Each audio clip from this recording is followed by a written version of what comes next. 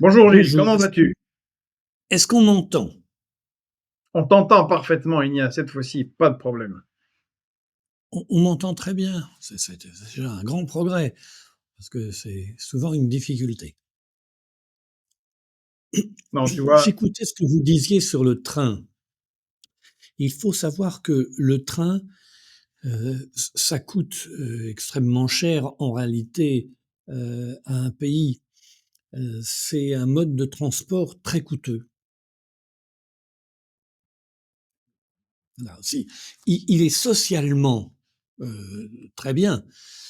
On fait circuler sur une ligne de train beaucoup plus de gens que sur une autoroute, mais le fonctionnement du train, heu, parce qu'il a besoin d'une régularité pour être fonctionnel, c'est très coûteux.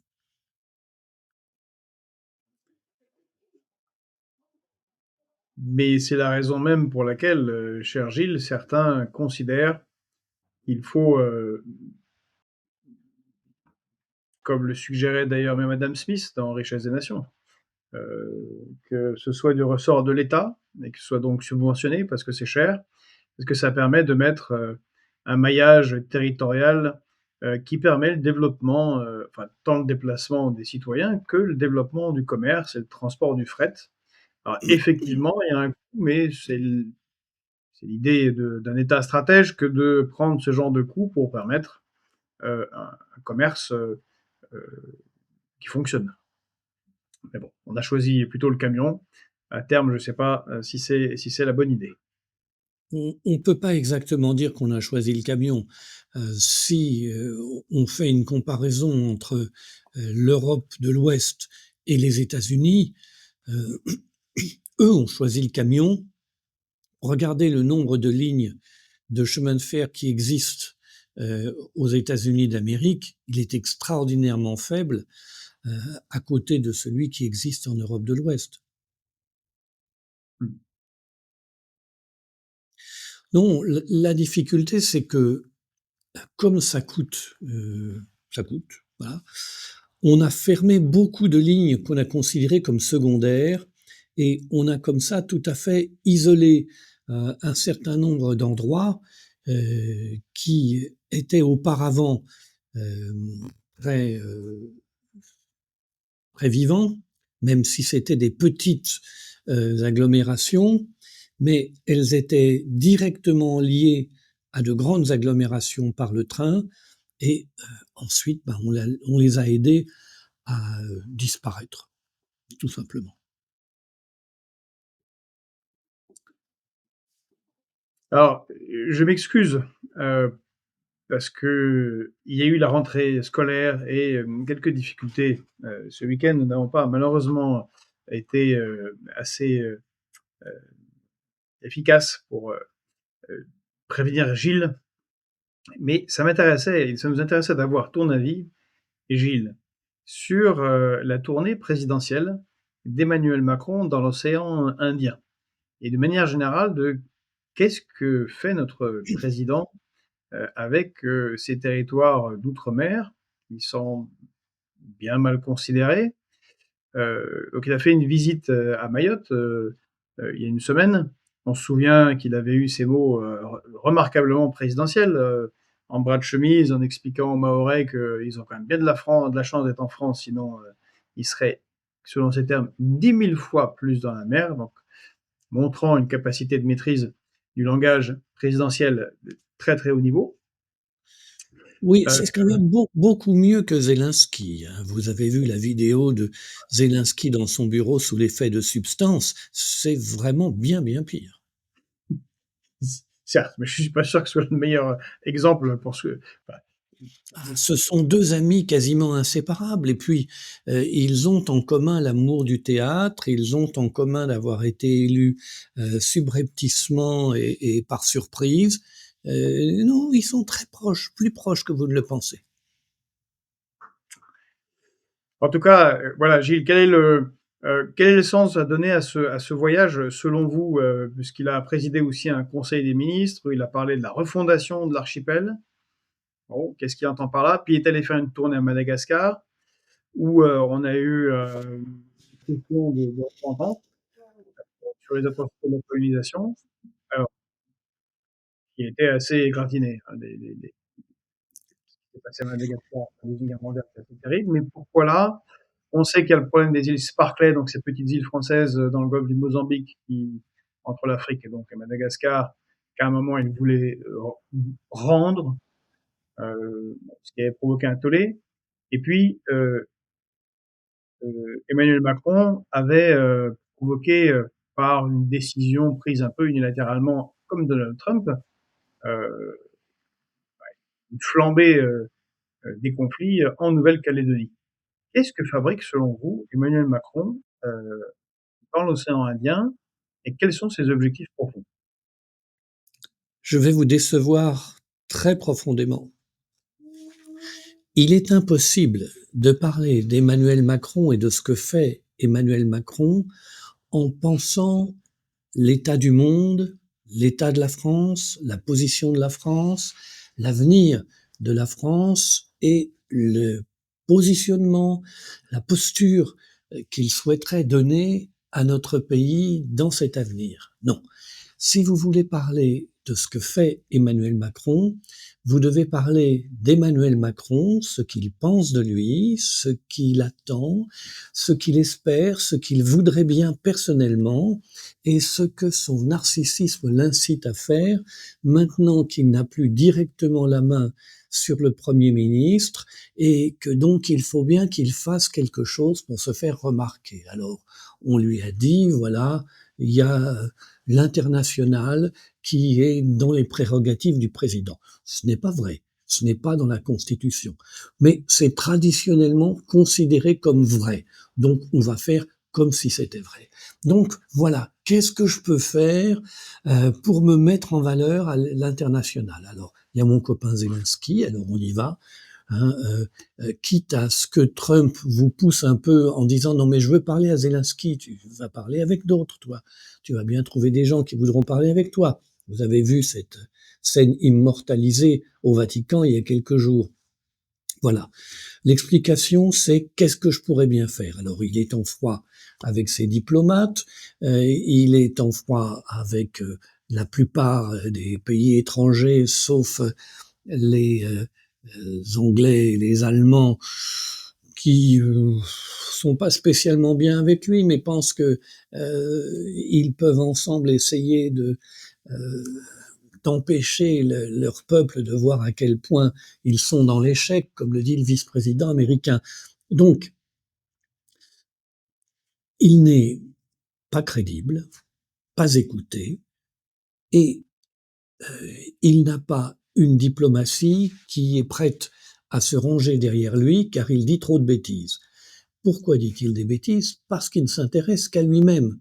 Donc, il dit ce qui lui semblera être en mesure d'attirer les caméras. Par exemple, il s'adresse au Qatar en lui demandant de mener une alliance internationale contre le Hamas.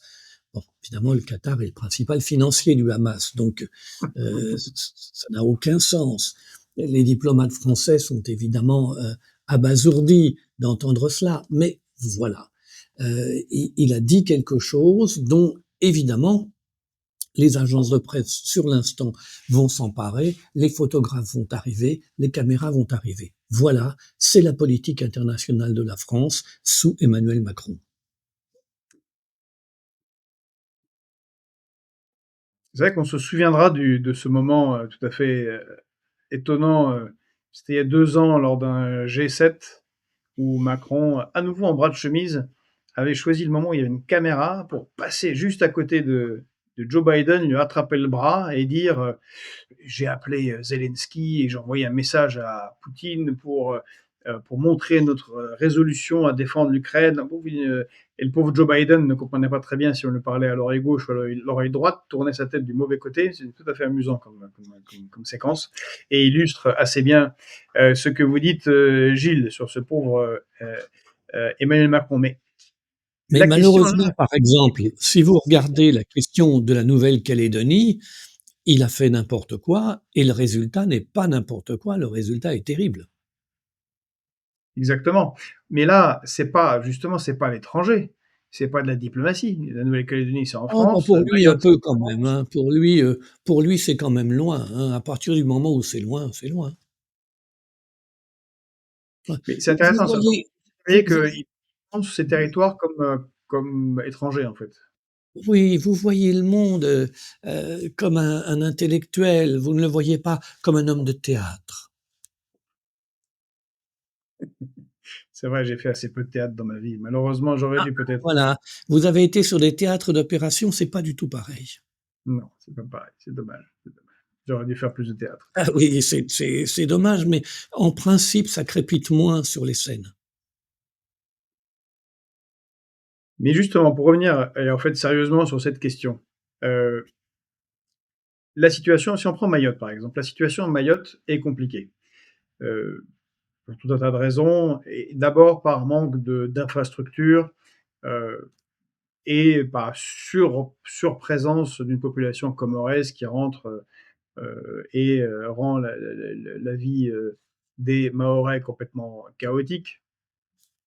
Mais dans des endroits où on n'a pas ce problème d'immigration, comme la Martinique ou la Guadeloupe, on a là aussi des problèmes d'accès à l'eau potable, de zéro industrie, de beaucoup de jeunes qui sont RSA parce qu'il n'y a pas eu de développement économique sensé. On avait souligné pendant les présidentielles cette absurdité que le poisson qui est pêché là-bas est envoyé en Europe pour être conditionné, pour être renvoyé euh, dans les Caraïbes pour être consommé par les populations locales. Bon, c'est le côté un peu absurde de la chose.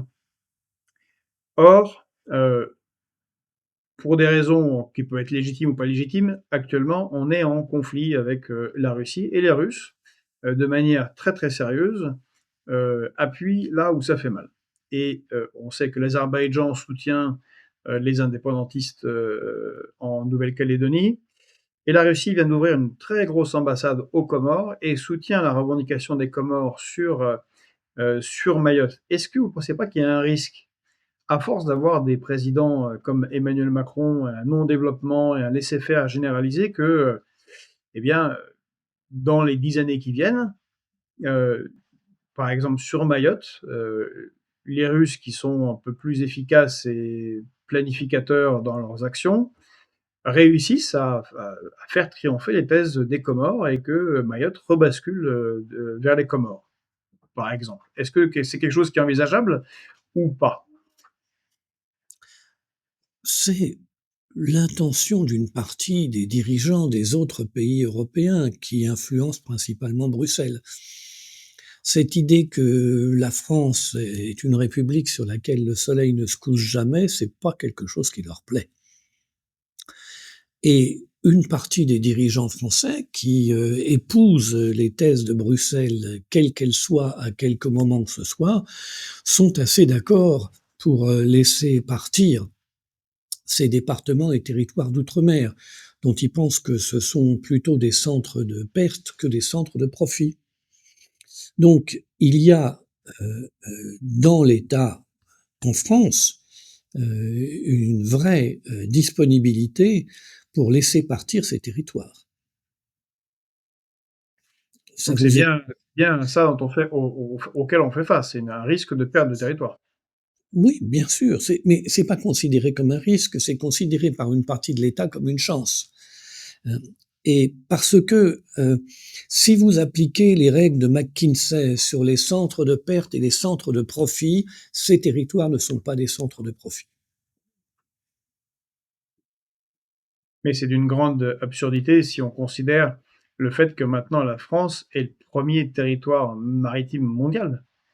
Dans un contexte de tension internationale, de besoin d'accès aux ressources, c'est un potentiel considérable pour la France, pour se relancer.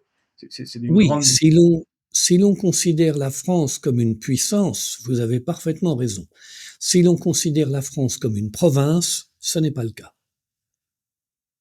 Or, nos dirigeants, clairement, considèrent la France comme une province de l'Union européenne.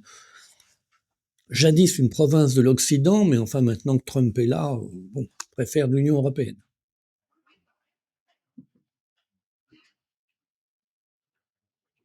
Mais tout se tient, tout se tient. Il y a là une logique de faire. Il y a là une logique très claire, une logique de faire, et puis il y a en plus la réalité, c'est-à-dire que on a choisi d'utiliser l'argent du budget, l'argent de nos impôts pour abonder les dividendes des sociétés françaises. On est, depuis l'élection d'Emmanuel Macron, le premier verseur de dividendes au monde, il faut quand même le rappeler, le premier verseur de dividendes au monde, alors qu'on n'a pas l'économie la plus florissante, parce que c'est nos impôts qui sont dans ces dividendes à travers toutes les aides que l'on donne aux sociétés, notamment les plus grandes, qui leur permettent de les verser à leurs actionnaires. Donc, on ne peut pas faire ça d'un côté et puis de l'autre côté assurer le développement de territoires qui demandent des efforts parce qu'ils ne sont pas tout prêts, notamment.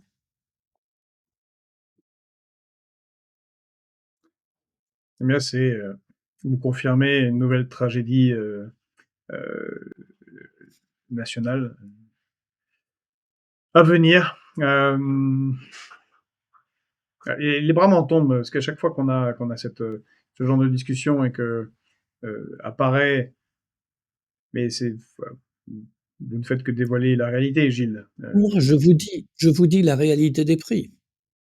Et je suis quand même toujours très, très, j'ai du mal à accepter que certains veuillent défaire la nation à ce point et perdre des avantages extraordinaires que n'ont pas d'autres pays. Cette nation, cette nation, elle est,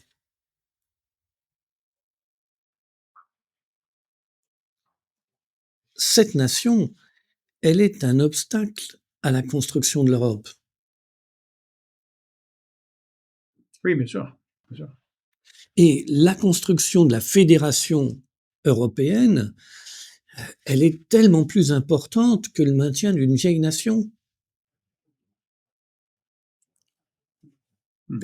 C'est très simple. Tout ça, c'est une politique, c'est une logique. Et il n'y a rien de surprenant dans tout ce que l'on voit. Et on ne peut pas s'alarmer des conséquences quand on a choisi de mettre en place tous les éléments des causes. Alors dans le chat, on a non, pardon, Yves qui dit ces territoires ont le droit de choisir leurs partenaires. Oui, si c'était des États indépendants.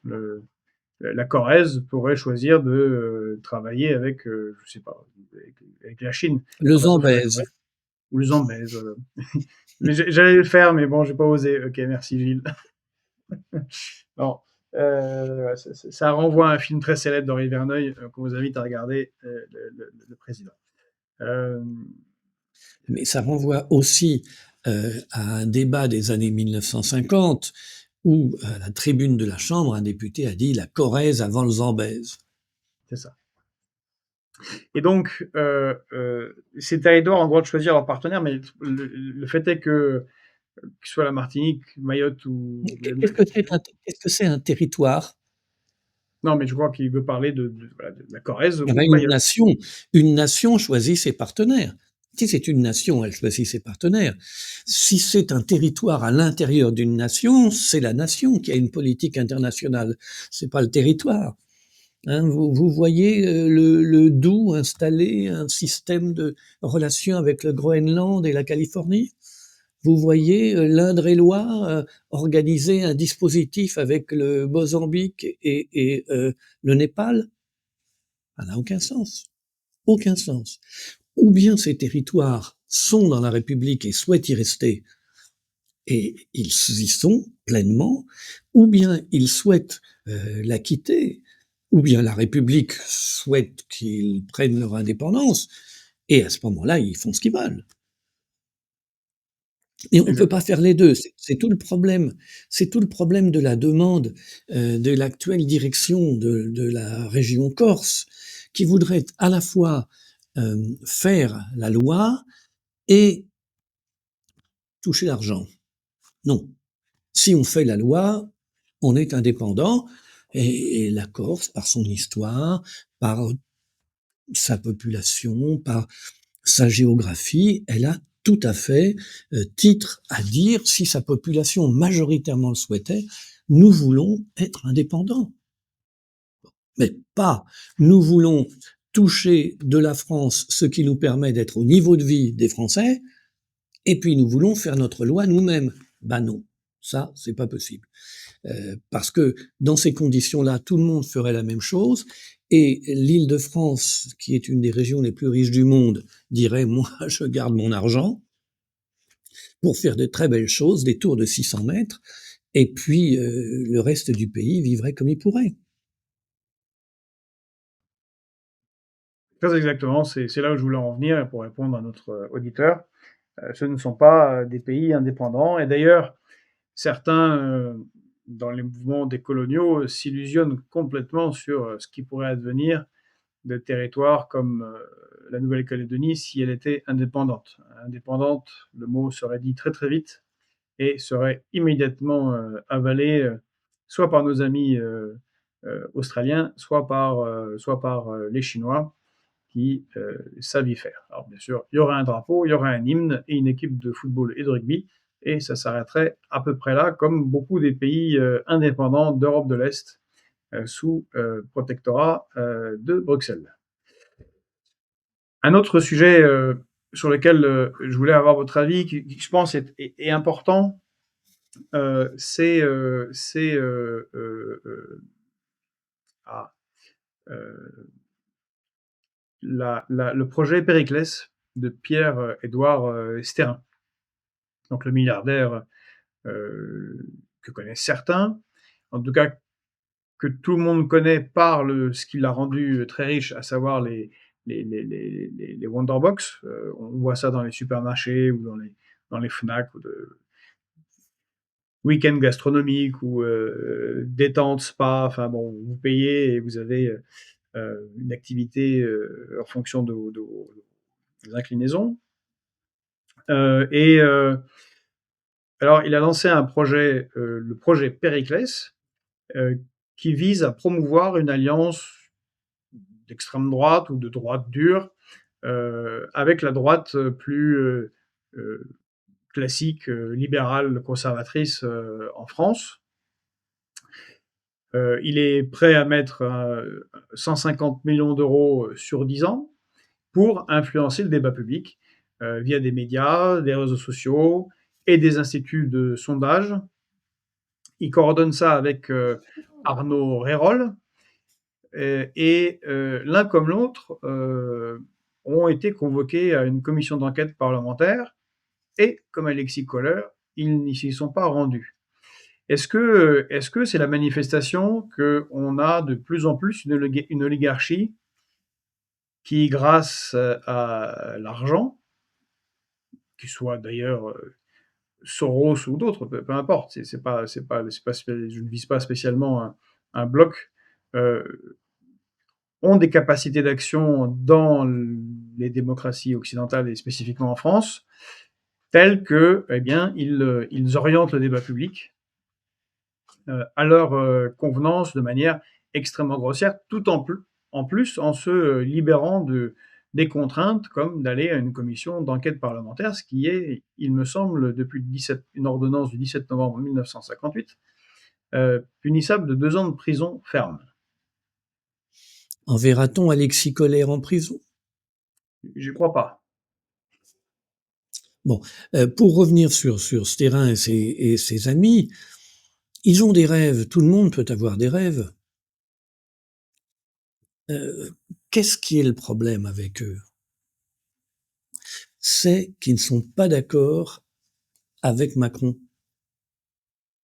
et les donneurs d'ordre de Macron. C'est ça leur problème. Il n'y a rien d'autre. Qu'est-ce qu'il a fait, Macron, ou plutôt qu'est-ce qu'ont fait ceux qui ont installé Macron? Ils n'ont rien fait de différent. 148 une de quotidiens hebdomadaires, mensuels, trimestriels, en quelques semaines sur Emmanuel Macron en disant que c'était lui l'avenir. Avant son élection, quand, dans le même temps, 105 députés dans la même législature emploient directement ou indirectement leurs enfants ou leur famille, leur épouse ou leur époux, Et il se trouve qu'il y en a un que le parquet national financier attrape, qui est François Fillon, et que on met en examen devant la scène médiatique jour après jour. Qu'est-ce que vous voulez? Il veut faire pareil. Mais en plus, contrairement aux autres qui avaient, c'est aux amis de Davos, hein, pour aller vite, qui avaient une personne dans leur manche, c'était pas encore Gabriel Attal, c'était Emmanuel Macron. Lui et ses amis, ils veulent une alliance politique et ils verront ensuite les personnes. Mais c'est là qu'ils se trompent, évidemment, parce que vous pouvez vendre une personne comme une savonnette, vous pouvez pas vendre une alliance politique comme une savonnette. Ça, c'est pas possible. Ça fonctionne pas de la même façon, d'autant que l'alliance politique qu'ils cherchent, elle n'existe pas.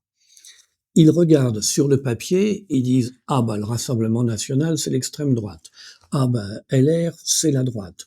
Ah bah ça, c'est de la droite. Puis il y a de la droite encore plus dure qui est avec Zemmour. Bon, toutes ces droites, on va les allier, on va faire une grande alliance des droites et on va être majoritaire. » Bah non, parce que Zemmour, certes, il est tout autant à droite que d'autres.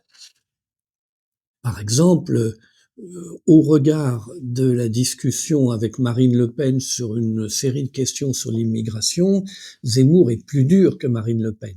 Oui, mais Zemmour, il vous propose comme politique économique la politique économique la plus dure en faveur des milliardaires. Et si vous regardez son électorat, c'est un électorat qui ne se recrute que parmi les plus riches.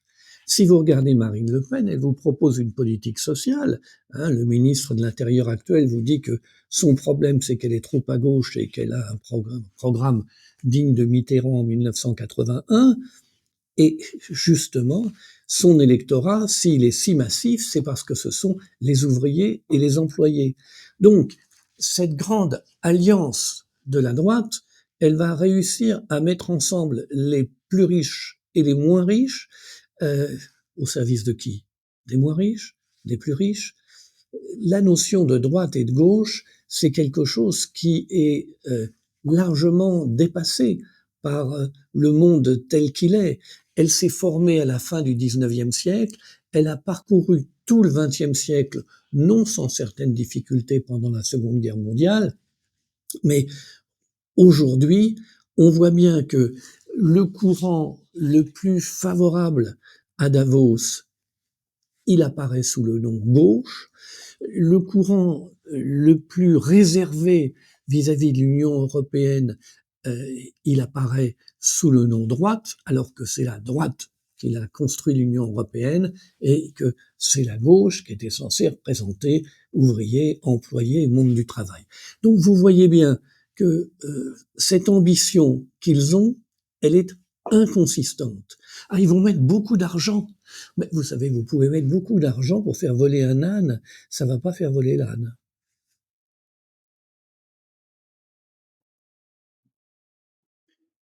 Ah, c'est très intéressant votre analyse, Gilles, sur effectivement cette lubie qu'ont certains de faire l'alliance des droites entre comme vous l'avez très très bien expliqué, des projets politiques qui sont antinomiques. C'est quasiment impossible. Bon, c'est la marotte de Monsieur Sterrin, pourquoi pas. Ça, c'est un aspect. Mais l'autre aspect, alors vous l'avez dit, il est mis sous le feu des projecteurs et on critique sa démarche de financer ce que lui, il pense intéressant, bon et juste pour la France, sous son projet Périclès. On le met sur le feu des projecteurs parce qu'il est, c'est opposé d'une certaine manière à Emmanuel Macron, certes. Mais ma question était d'ordre général, sans nécessairement considérer les positions de Sterrin ou les positions d'un Soros, qui sont également antagonistes. Est-ce qu'on ne vit pas un moment un peu particulier en Occident, spécifiquement en France, où on a une sorte de métaclasse d'ultra riches qui est absolument déconnectée de la nation, euh, une classe transnationale euh, et qui contrôle tellement la politique et les médias que tout ça n'a plus de démocratie que le nom. Encore une fois, je ne parle pas d'un camp en particulier. Quand on regarde du côté de Trump, si on regarde du côté des démocrates aux États-Unis, ils sont totalement alliés avec Wall Street et une brochette de milliardaires. Mais de l'autre côté, on a aussi un affrontement avec d'autres milliardaires, des Peter Thiel, des, comment il s'appelle? Mon Dieu, le patron de Tesla, le patron d'X, Elon Musk. Elon Musk, Donald Trump lui-même, qui ont des capacités d'achat, par exemple de Twitter, qui est devenu X, ou de créer un autre réseau comme l'a fait Donald Trump avec Truth Social. Et en fait, avoir une telle capacité de frappe, encore une fois, quelle que soit leur idéologie, qu'en fait, on a une sorte d'affrontement entre grands féodaux par-dessus les peuples et par-dessus les nations. Alors c'est un peu autre chose qui se passe, si vous me permettez de vous faire cette réponse, qui va une fois de plus vous décevoir. La politique, c'était jusqu'ici l'affaire de la petite bourgeoisie urbaine. Les notaires, les médecins, les avocats, les enseignants, c'était eux qui faisaient la politique, les journalistes, tout ce qui est la petite bourgeoisie urbaine. Et donc, ces gens constituaient une classe assez nombreuse qui s'appuyait sur un ensemble de classes moyennes qui les soutenaient et qui s'intéressaient à la politique. Et donc, vous aviez un halo politique constitué par un ensemble de forces et de catégories sociales dont chacune jouait son rôle. Vous aviez dans cette petite bourgeoisie urbaine plutôt intellectuels, les médecins qui étaient plutôt à droite, les enseignants qui étaient plutôt à gauche, les notaires qui étaient généralement très à droite. Vous aviez ensuite diverses catégories qui représentaient dans la petite sphère qu'est cette petite bourgeoisie urbaine les diverses catégories de la population et en étaient les porte-voix. Si vous regardez les responsables politiques français depuis 120 ans, globalement, vous n'avez, à l'exception de certains dirigeants communistes, on se souvient que sur son bulletin de vote, Jacques Duclos avait fait figurer la mention apprenti pâtissier parce qu'il n'était jamais allé jusqu'à pâtissier. Et il était devenu permanent du parti avant. Mais en dehors de ces cas exceptionnels, vous avez des enseignants, des médecins, des notaires, etc., etc. Donc, vous avez là un écosystème qui fait vivre la politique et donc vous croyez que le pays fait de la politique. En réalité, les couches profondes du pays, elles s'intéressent à la politique quelques mois par quinquennat ou par septennat. Elles s'intéressent à la politique quand elles vont être conduites elles-mêmes à prendre une décision politique par leur vote. Mais sinon, en dehors, elles ne s'y intéressent pas. Regardez d'ailleurs les sondages d'opinion. Si vous les regardez en dehors de période électorale, les résultats représentent plutôt ce qui se dit à la télévision, un esprit du temps, mais pas une vraie décision de la part de personnes qui ne pensent pas exactement à cela toute la journée. Or, nous vivons dans une société où il se passe quoi? La destruction des classes moyennes, leur absorption pour une très fine couche qui est en haut par les classes supérieures et leur envoi vers les classes populaires pour la grande majorité. Donc l'écosystème est cassé. Et dans cet écosystème cassé, qu'est-ce qui reste? Il reste quelques milliardaires. Je vous rappelle qu'à 200, ils détiennent la majorité absolue de la richesse sur Terre, ce qui est jamais arrivé dans l'histoire de l'humanité. Mais vous avez cette hyperclasse qui est extraordinairement restreinte et qui maintenant contrôle tout le système médiatique. Vous avez 8 ou 9 personnes qui contrôlent 94% des médias en France. Donc vous avez maintenant quelque chose qui est extrêmement dur parce que les couches intermédiaires qui étaient là, qui faisaient vivre une démocratie, une société, qui faisait vivre la politique, celles-là, elles ont disparu. Donc parce qu'elles ont disparu, on voit la vérité des prix, les eaux glacées du calcul égoïste, eût dit un philosophe du 19e siècle. Voilà, quand il n'y a plus de couche intermédiaire, c'est le haut contre le bas, c'est ce que vous décrivez.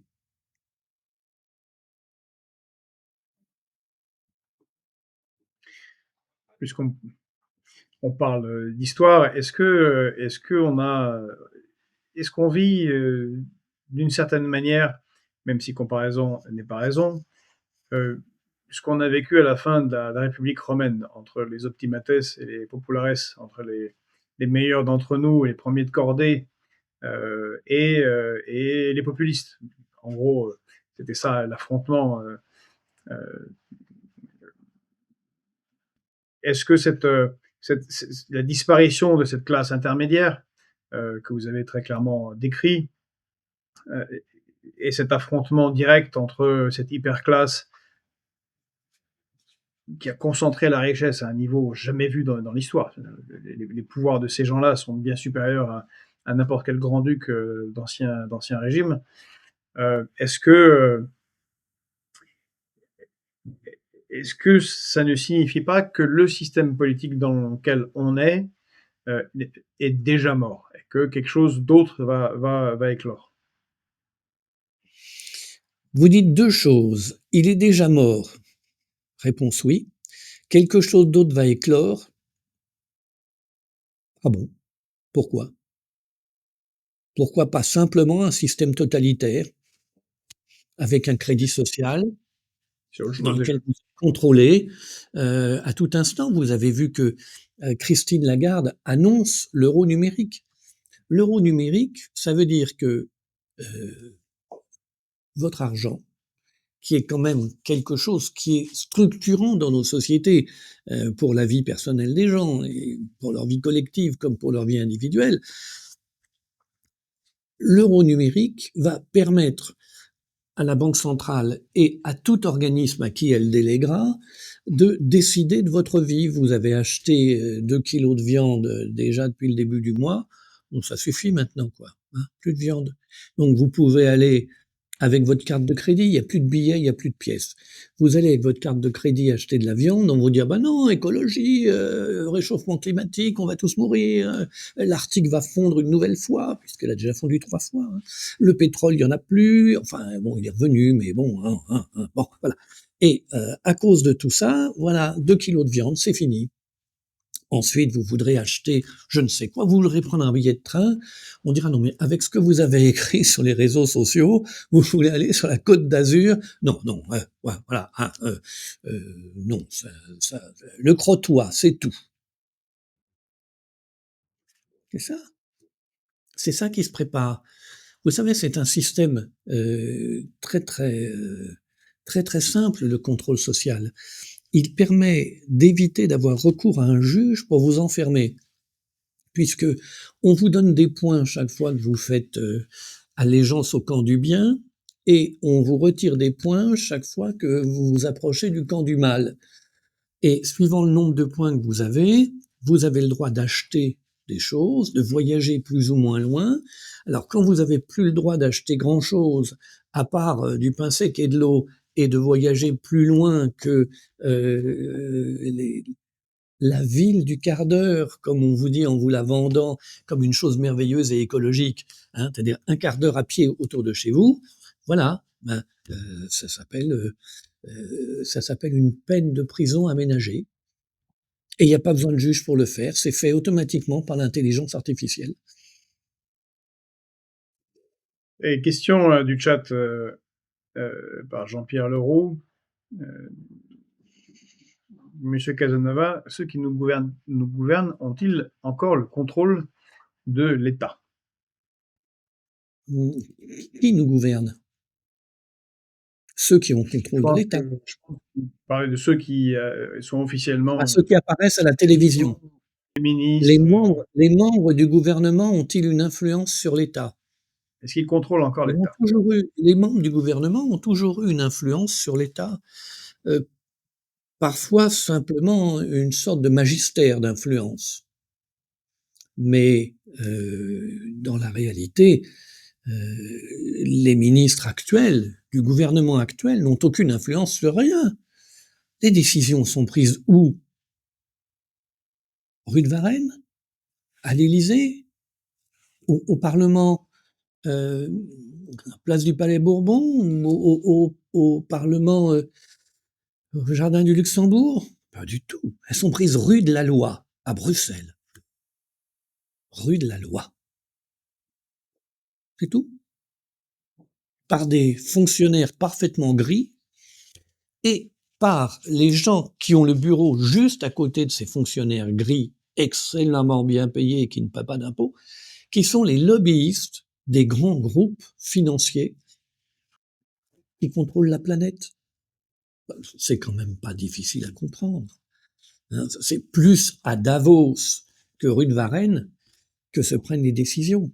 Alors, quand je dis Davos, bien sûr, il s'agit simplement des gens qui sont rassemblés à Davos, pas de l'institution Davos, dont vous avez vu qu'avec l'arrivée de Trump, on se rend compte que Schwab, qui était son président, il n'a pas toujours été blanc-bleu, bientôt ce sera l'abbé Pierre. Mais j'ai vu que monsieur Schwab, s'est mis à la retraite. Oui, et il est visé par une enquête, Oui. Pardon? comme n'importe quel comédien français qui aurait regardé une jeune femme. Mmh.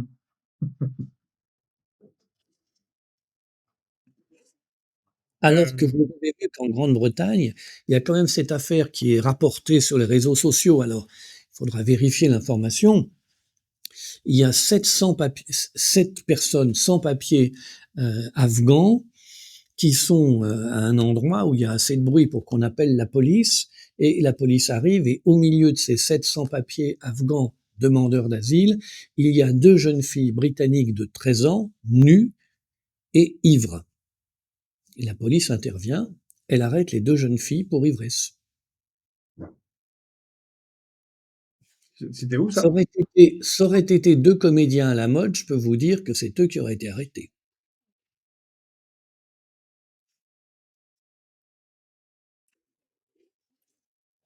Alors je reviens sur mes milliardaires, Ce sont les vôtres. Très bien. ils sont à moi, à Ah moi. bah, très bien, vous avez de la chance.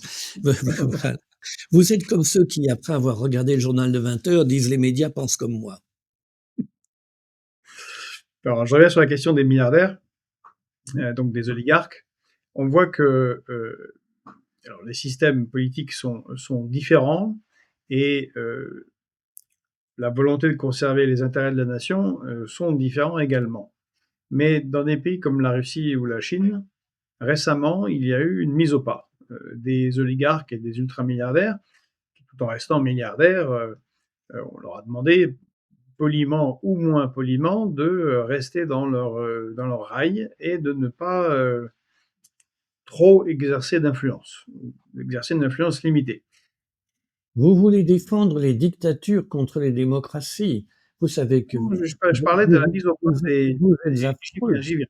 Donc dans ces pays-là, Khodorkovsky, par exemple, Henri Oui, Besson a été mis, en camp, oui. récemment Jack Vous êtes Ma vraiment dans le camp du mal, hein. oui, et Un peu, vraiment. Et mais récemment Jack Ma, le patron de Alibaba, a fait un stage, en rizière, pendant 3 mois pour lui faire comprendre qu'il faut arrêter de dire n'importe quoi sur l'État, chinois. Nous n'avons pas les mêmes, en tout cas officiellement, les mêmes systèmes politiques.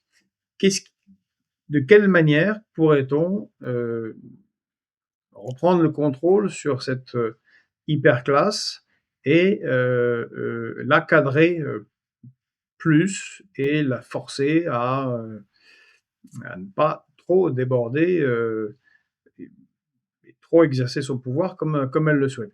Est-ce possible d'une manière ou d'une autre dans nos systèmes à nous? Alors, je résume votre question en termes simples. J'ai donné mes clés à quelqu'un qui s'est installé chez moi et fait la loi. Comment je peux faire pour lui reprendre mes clés? Je lui reprends mes clés. C'est tout. Je lui dis, allez, du balai, c'est moi qui ai les clés, je suis chez moi. Dans ces pays, les peuples ont, par des moyens beaucoup moins démocratiques en apparence que les nôtres, choisi des dirigeants qui s'intéressent à leur pays et à leur peuple. Vous savez, tout le monde a ses lubies.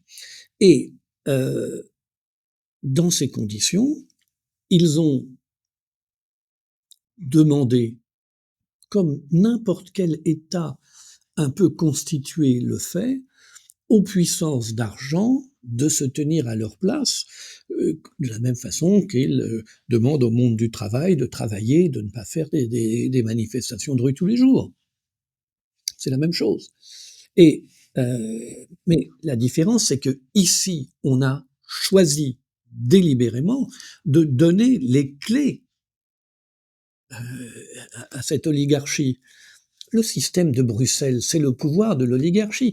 On s'est défait de tout notre pouvoir dans les nations de l'Union européenne pour le donner à un machin qui est rue de la Loi à Bruxelles, qui est un rassemblement de lobbies qui ont des bureaux officiellement installés, qui contrôlent une commission élue par personne, qui, elle, contrôle des gouvernements en apparence élus par les peuples. C'est un système dans lequel vous leur avez donné les clés, il faut les reprendre. Ça, c'est pas compliqué. C'est pas du tout quelque chose de difficile. Ce qui est difficile, c'est de trouver la volonté de le faire. Oui, ça, c'est sûr. Et c'est de trouver la volonté de le faire. Voilà. Non, Mais ça je comprends bien, il n'y a pas de Gilles, que difficulté propre. je comprends bien, Gilles, que c'est une question de volonté, de le faire. Mais après, Oui, il y a des moyens, et c'est et pour les ça que je moyens, parlais. mais les moyens, ils sont là. Tous les moyens sont là. La Constitution, toutes les lois, tout ce qui existe permet de le faire. Tout. Excepté le Conseil d'État et le Conseil constitutionnel qui vous disent primauté des traités européens sur les lois françaises.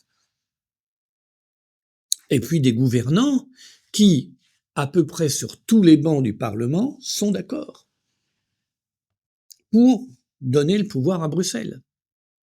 Est-ce qu'il y en a un Est-ce qu'il y en a un qui propose un référendum pour dire toute loi française adoptée après la signature d'un traité international a primauté juridique en France et dans le droit français?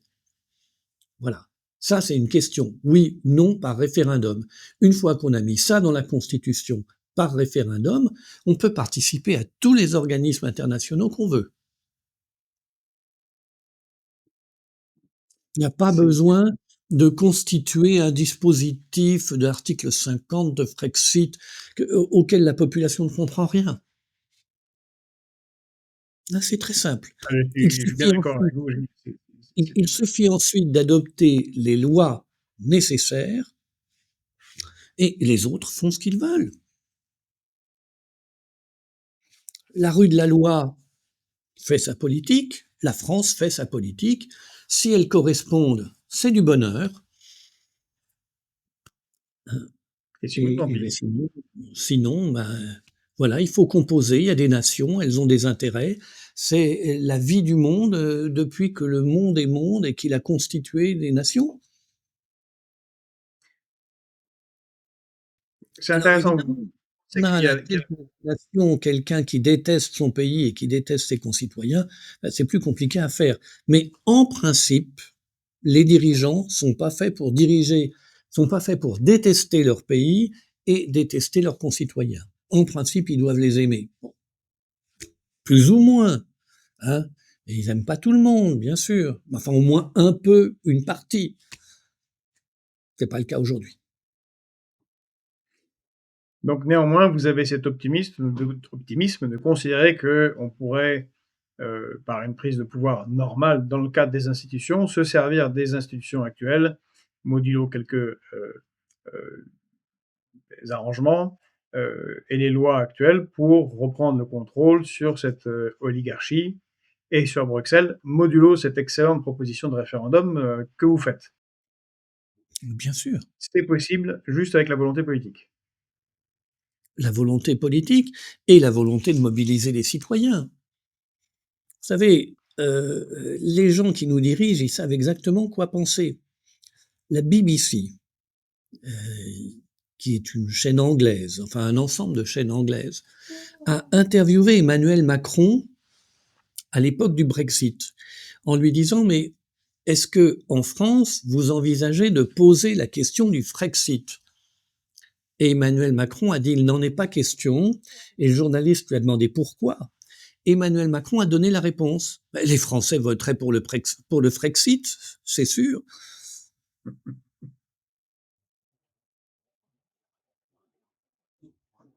Je ne sais pas si c'est ce qui se passerait, mais c'est en tout cas ce que pense Emmanuel Macron, qui aime tellement les Français qu'il les crédite d'être tous des partisans de François Asselineau.